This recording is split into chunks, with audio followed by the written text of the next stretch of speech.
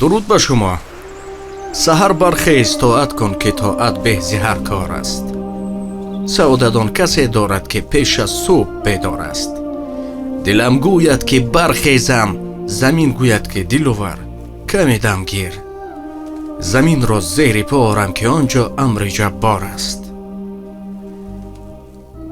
به همه شما سلامتی خواهان هستیم. السلام علیکم. در روز جمعه است. همه میدونیم بهترین روز است. چند خطاگی ها رو خواهیم برایتان گفت. اول ما آنگونه ماشین میگذاریم، ماشین ها رو میگذاریم هر طوری که هست، خطای کوچه، بعضا کوچه و پس کوچه ها رو بند میکنیم. آزار دیگر مردم میشود. آزار دیگر مردم میشود.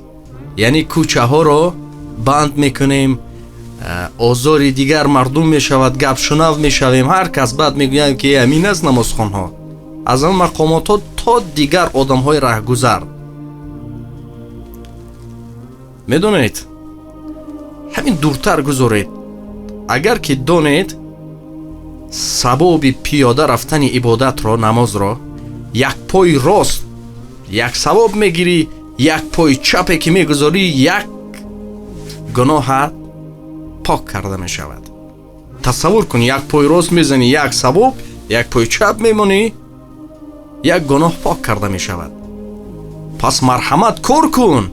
اگر پول باشد باور کنید از چند صد کیلومتر همین قدم های همین مرچه یا که سنگپوش دورین زده می اومدید. اما کار همه طرفه می شود. این سمت هم کار کنید. دوم، وقتی مسجد می درویم کوشش میکنیم که در همین سرسر، کوشش میکنیم که در همین درآمدگاه نشینیم تا که زودتر برآمده رویم. ما غم مردم پس را نمیخوریم.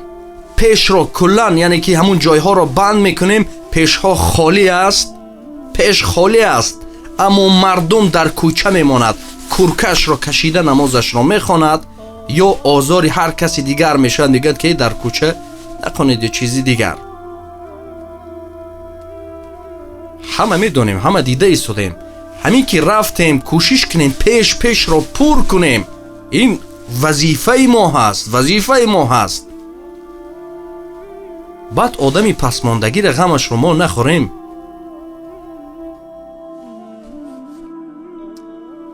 باز چیزی دیگر، اکثریت نمازگزارها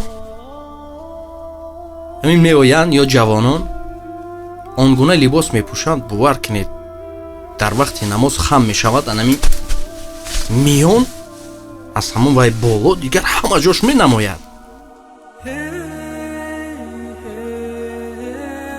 شاید بیچاره ها ندونن، اما بدونید که وقتی که رفتید به عبادتگاه، وقتی که رفتید نماز، کمی هم باشد قاعده هایش را اجرا کنیم. یک چیزی دراز پوشید یا در تگش همین مایکه های دراز است پوشید، تمام هیچ جای شما دیگر نمایان نمیشود. در تابستان کو کلان بود، حالا زمستان که است حتی می کورکه های کوتاه همی خم میشوند دیگر همین قدر سفید، پس همین میانشان می نماید. زمستان که بارانی و برفی است و نمناکی و دیگر بعضن روزها می شود. همین من نمیدونم همین کفش های کونه خود را پر از آب از چکیده داخلی مسجد میدارن، با بالای مردم هم خیلکنان میگذرانن. بعد شما تصور کنید که من نف پیجکم رو از خیمچیسکه گرفتم، از خیمچیسکه جای تازه کنی گرفتم. خودتون میدونید چند مقدار است.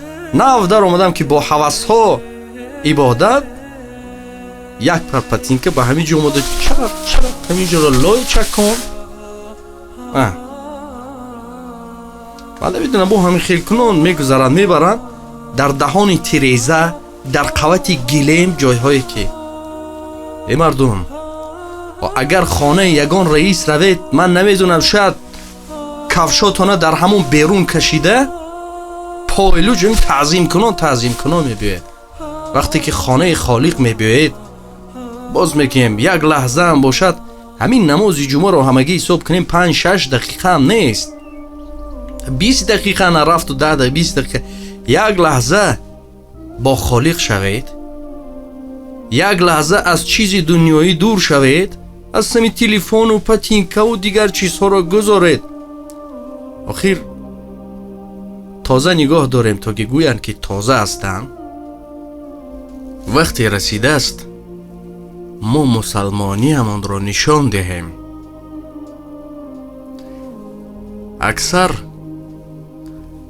ما گوینده هستیم، ما فقط میگوییم این طور باید کرد، این طور باید شد، این طور باید، اما در عمل به نهایت کم است، به نهایت کم است.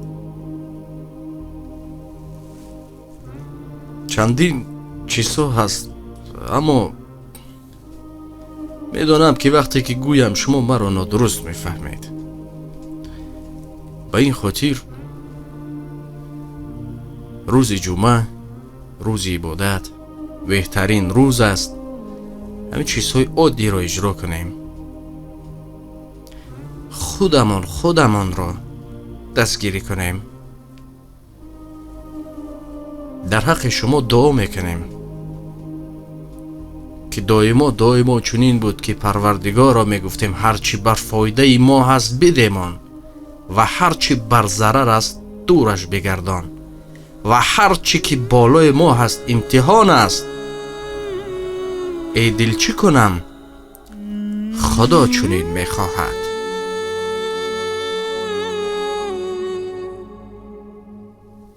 طبی بولیده در حق ما نیز دعا بکنید و همین قاعده های خردککی که هست اجراشان کنید. باقی خدا نگهبان شما تا صحبت های آینده. گنجینه در این عالمی ویران نماز است، توحید بود باده و پیمان نماز است. گنجینه در این عالمی ویران نماز است، توحید بود باده و پیمان نماز است.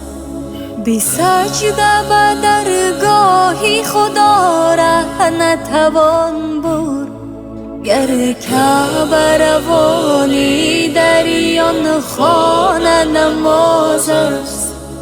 بی سجده به درگاهی خدا ره نتوان برد، گر کعبه روانی دریان خانه نماز است. این بار عظیم است که بر کوه گران است، این نور درونی دل عاشق نهان است. غافل جز تعظیم خدای تو چه دانی، یک سجده آگه بهای تو جهان است. گنجینه در این عالمی ویران نماز است، توحید بود باده و پیمان نماز است. به سجده به درگاهی خدا ره نتوان برد، گر کعبه روانی دریان خانه نماز است.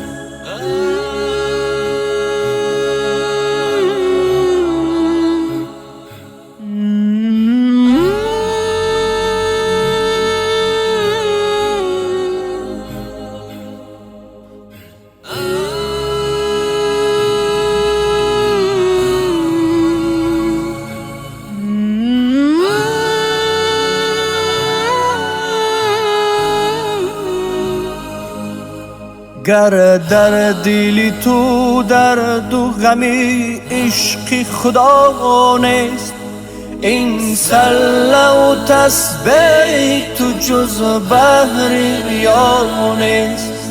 گر اشک زی چشمی تو روان نیست، یقین است کی اندر دل سنگین تو یک ذره صفا نیست.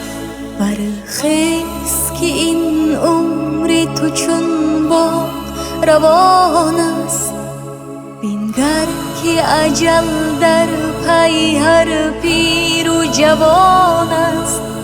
با گریه مصفا بکن آینه دل را، تا کی هم دوای تو از روی زبان است. برخیز که این عمر تو چون با روان است، بینگر که اجل در پی هر پیر و جوان است.